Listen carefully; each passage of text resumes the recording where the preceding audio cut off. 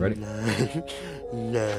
Oh my god. There's a secret entity in Door's new update. 2 hours until the floor. This is the new secret entity. It's coming inside. It's coming inside. Look. It's the new secret entity. Look at it. Look at it. 2 hours, by the way. 2 hours until the new floor. 2 hours. Look.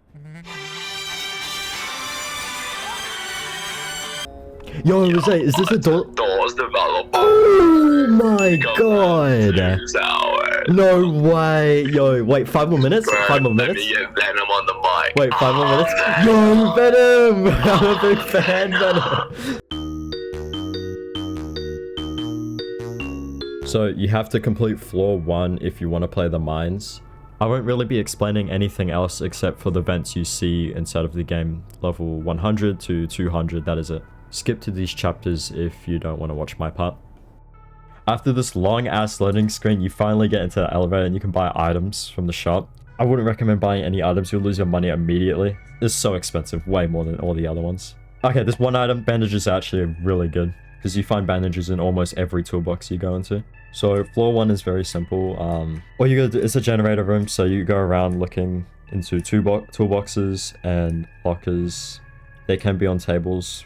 After that, you just push the button, and after a while, they will eventually glow. Oh, actually, that one just glue through immediately. All you do is just push the lever and then push the minecart, and you're good. No, door 15 or something, you'll see figure for the first time drop from the vent, and then around 20, you'll actually get to meet him. So you have to try and dodge him. So on door 40. It will always be 40 for this one. You will meet Seek, and it's just the same like last one. It's a little different. So it's just basically the same. You just jump over the gaps. And then at the end of following the blue light, it will eventually stop. And then you will fall into this animation into a minecart. And then you go through that one. It's kind of confusing at first, but it is really simple. Yeah, you literally can just probably do it first try. It's not hard. Yeah, and at the end, you'll always reach level 150 at the minecarts. And you'll meet Grumble, probably one of the worst characters. I hate it. I mean, genuinely, everyone hates this one. I think I know from people like talking about it. I mean, this enemy literally, like, it bugged up for me. I couldn't get to... This enemy, it's not really the best. I mean, I literally got glitched out. The enemy was just sitting in one spot blocking me from progressing the level. It really sucked and I died. So yeah, I think this level is good, but they kind of messed up with the Grumble enemy. It's just not good. It's just such a hassle. Yeah, I almost forgot I was playing a horror game at this point, because like it's just... Yeah, just do all the beacons and you'll be able to push the button for the last time and you'll run away from Grumble. It's pretty hard to die on this one. You can't die, literally. So yeah, this part's not really fun, but after that bit, you get to a shop, you meet Jeff again, and I haven't seen a crucifix from him, but I bet he would sell one. It's just rare. The crucifixes are way rarer, this one. You can get the crucifix. It is really rare though. We found it in a vine box once, but only at level 50. That's all I know. Yeah, everything at that part will look different, but you'll still get the mines. It's not really too much of a difference. It's just the visual change. So basically everything after level 50, it's just the same until you get to level 195. That's where you'll meet Seek again, and it's pretty different. Now you have to look left and right to look in the sewer pipes, and it was kind of confusing. I did that one first try too. It's kind of simple. You just gotta look left and right and know where you're going. Just follow the blue light. You will have to jump over pipes, and it's kind of dark, so hopefully you have like a long flashlight. So after you finish that, then you'll get to floor 200, which is the last one, and it'll be the boss. The boss is, I'd say, easy, but I beat it on my second try. You know, do not hop on the pipes and don't really worry about the hands coming out and the little guys chasing you. It's honestly not that much of a struggle. I barely got hit by them. The guy that's bouncing out of the water and crashing into you is kind of a problem, but just keep moving around. You shouldn't get hit. And then after you pull all the valves and you make it out, you will finish the game, and that's basically it. You go into a castle and just see a little cutscene. What the hell is with all these glow sticks? Oi, what are you doing, bro? You're supposed to be recording lines for me. But I don't want to do these squeaky lines. Do it, man! No! I don't want to! Do it. Or else. Oh, damn it, my finger slipped. Oh my god. Toolboxes have more loot And by this I mean like end up giving you like actual useful shit. Like, you know, they most likely have like bandages and glow sticks. Sometimes they can give you like a lighter or something. And those are really good because like lockers, they don't really do much. I mean, they're good. If you have like a fat ass teammate, make sure you steal the toolboxes first instead of a locker because they will definitely go for that shit first. This one is a little tricky to explain, but it's like, it's really, okay, let's say it like this. So if rush is coming from, let's say, the door that you're supposed to go to, and you don't have like much places to hide, if you like hide from the way that he's coming from, but like near a locker that's facing his direction, but not really, it's very finicky. It's a finicky little trick that you can do. But if you manage to like squeeze it in a bit or manage to do it somehow, maybe hide behind a door, you can survive rush without having to hide in a locker. All right, so now we're gonna move on to the simple rooms. The first things that you are obviously introduced to is the generator rooms and the minecart rooms and the fire like gas rooms. I guess we'll start with the generator rooms first. So basically what you really have to do is go around the map, go around the room, look through the lockers, the little toolboxes, whatever they may be, because those hold little light bulbs, and they like, if you're on like 4 graphics or above, it'll start shining blue. I think it still does it regardless. It does do that on 4 graphics. It'll like shine blue and you can like find them easier. It's like only when you open a locker though, it'll shine blue. And switch the little red lever right next to it, and there should be a button somewhere on the, like, maybe it's usually in front of the gate, but sometimes it may be hidden because it's quirky, guys. Anyways, just go press the button, the gate will lift up, and you can move on through. Next up is minecart rooms, and those rooms, it's the same thing. I mean, you just kind of push it. I'm pretty sure you're introduced to it within like the first floor of the game. You just kind of just push it. There's little levers you can change which direction it goes to, and once you push it, it'll like gain up speed. The more you press on the E or the little interact button, the more speed it'll gain. So once you push it like that, it goes wherever direction it has to go or is going to go, and you can break little boards that are up against the wall. Next are the fire rooms. They're like the doors that usually have them, or the rooms that usually have them, have like a little fire sign, hazard sign outside the front door, and they're just like really smoky rooms that are like red, and you cannot stay in them for too long. I don't really remember how long you can stay in them for, but you will start like passing out a bit. Like your screen will start to get hazy, screen will start tilting a bit, and you pass out and you die. Also, one important thing to note, do not use a lighter. For the simple rooms, that's it. That's all the simple rooms. Floor 140. Yay! It's the seek chase. Everyone knew that, right? That's why you clicked on the video, because you needed help with it. Alright, so when he starts chasing you, like how they did in the first game, or the first floor, you will like kind of go through a room, and then you gotta crouch underneath, and then you go through another room. It's just the same, it's just a simple stuff. But you get introduced to a new mechanic that is thrown right in front of your face. It's gonna tell you, oh, it's like a little big GUI that says, press space to jump, or press this button to jump. Once you press that button, you'll jump, and you'll probably fall to your death because you don't know what the fuck is happening. And you gotta jump, like, here's the thing. You gotta jump, like, at the edge of the plate, or the edge of the, like, board. You gotta press it at the edge of it, and then you'll, like, actually land the jump. I didn't know if that was obvious. I thought it was gonna, like, for me, I thought it was gonna be like a cutscene that plays and it like does it for you. But if you time it wrong, you will literally fall to your death, and you gotta redo all of it. You do that a few times, you follow the blue light, it guides you to the next room, and then like rocks will fall on like around. You gotta like navigate across those. You like intentionally fall, and then like you land on a minecart. And honestly, I thought you had to like press the opposite way of where you wanted to go, because like you will have to crouch, but you will have to like choose which side to go that the blue light tells you to go. And I thought you had to press the opposite buttons. I don't know if anyone was thought of that too, but you actually have to press the direction that you want to go. I mean, I guess that was obvious, but not really. Next up, 150. So within that little radar beacon that you have to go press and do the codes and over, the little beacon will like point straight, but it can also tilt up. And those are the only 2 ways it can go. If it's up, it's within like the second floor. If it's straight, it's towards the first floor. It will like shift from left to right just to tell you which side it's on. So make sure you look out for that, because that is very important.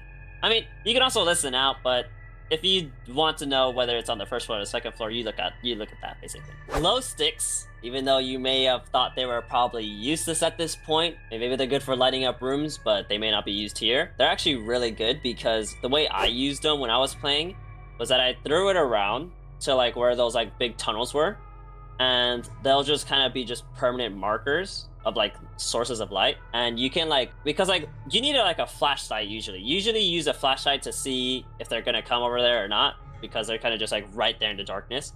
But if you use a glow stick, it'll just kind of just stay there. You won't even have to like pull it out or anything, and you can like see whether they're coming in or not. So I think that's a pretty useful tip that you guys should do. Behind the A radar thingy, there's a vine wall, and you can use those shears, the shears tool. You can use the shears tool to open up that room.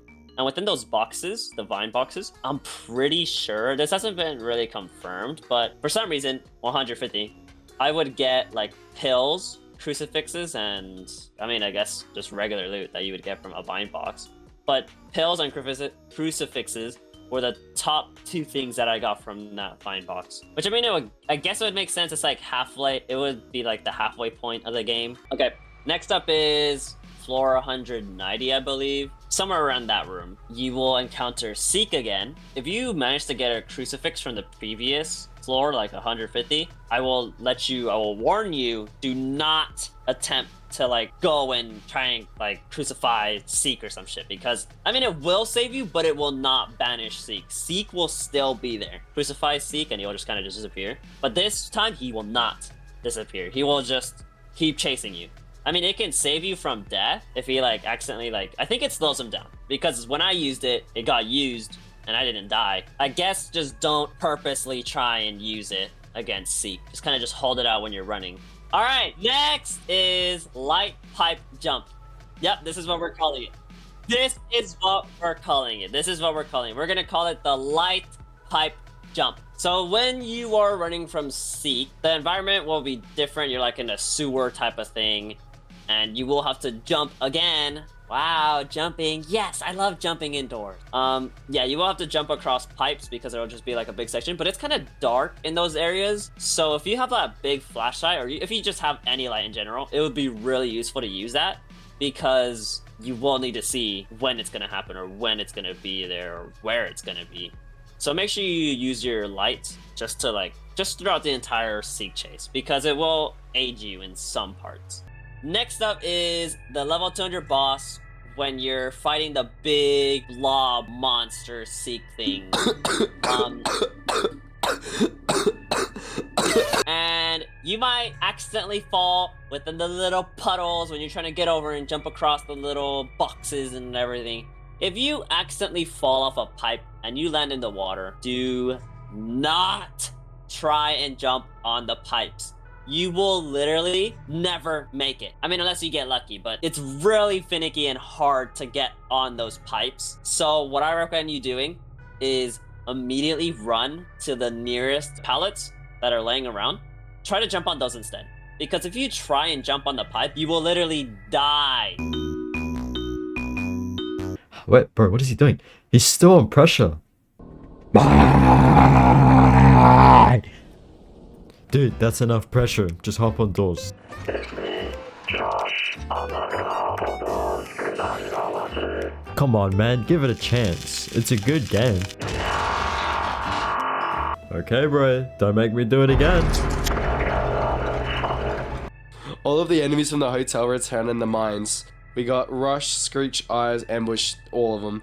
Rush has a few differences, and so does like Screech. Rush, instead of the lights flickering, the like roof rumbles, and sometimes just doesn't mean he's coming, but usually it does mean he's coming, so just listen out when that happens. And with Screech, he's always lurking around, and it's really annoying. And I think Eyes can now teleport. I think that's new, and Ambush is pretty much the same. Also, we got the super dumb fucking spikes. Fuck those stupid ass piece of shit things, bro. Ugh, just that's it. Look down when I actually no, you don't know when they are there, so just unlucky if you get hit by them. Just look down occasionally, I guess. And yeah, sometimes I think now here it can hit you twice. Fucking bullshit. Figure's a little different. Figure has way better AI now. Okay, at the time we thought he had better AI, but in this clip where I was trying to like show off, it literally doesn't work. I throw glow sticks, he doesn't care. I walk near him, he also doesn't care. And I use the lighter, I was just walking right past him, and then eventually he killed me. But like, this AI it's not the greatest. It glitches out sometimes. You can lure him with the new glow sticks that they added to the game. You can get like right next to him, and obviously that sounds stupid, but like his hitbox is way more forgiving in this version now. And overall, he's just way more better and funner. Don't open any drawers. Don't interact with anything around him. He'll hear it. This time he actually hears way more. If you use an item, he'll whatever drop something, he'll hear it. There is a room. I don't know if there's multiple. I know there's at least one, and he's in it. And there's also a generator. And make sure you open the drawers when he's really far away, because you can usually get away with it then. One of the first new enemies in the new update is the flies, bloomers. What are they called? I don't know. Fucking crazy about light, so don't use your light around them. Other than that, they're actually really easy to deal with. You can lure them away with glow sticks, so if you chuck it behind you, people running, you'll actually be fine. Just don't turn on your flashlight, lighter, whatever light you're using, and you'll be fine. The next enemy is the giggles. Get the fuck out of here! The giggles is relatively easy to deal with. When you hear him giggling, and you just look up. If you're caught by him, he'll jump on your face, and teammates can get it.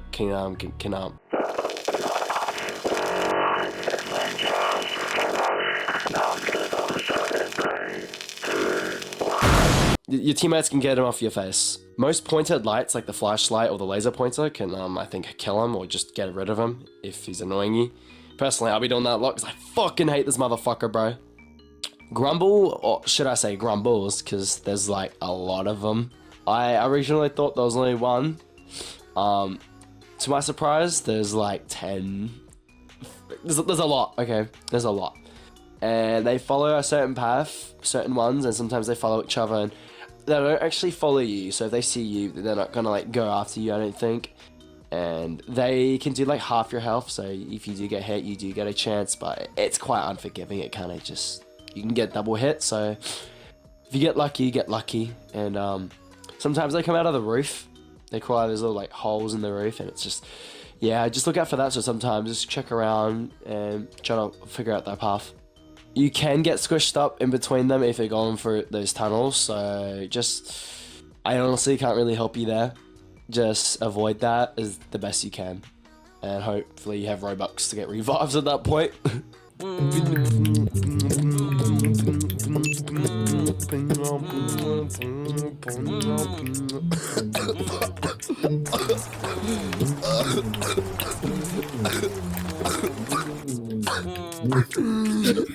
On